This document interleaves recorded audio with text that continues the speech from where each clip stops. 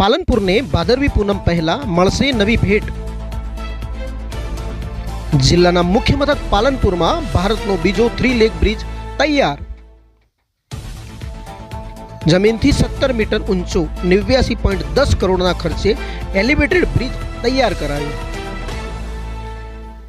પાલનપુરથી અંબાજી અને આબુ રોડ તરફનો બ્રિજ બનાવાયો। 2 દિવસ બાદ એટલે કે 12મી તારીખે આ બ્રિજને ખુલ્લો મૂકવામાં આવશે। 11 માસ અગાઉ આ બ્રિજના 6 જેટલા ગટર તૂટી જતા 2 યુવકોના મોત થયા હતા।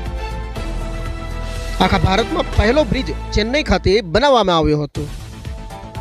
આ bridge GP Chaudhary construction company દ્વારા કામ કરવામાં આવ્યું છે।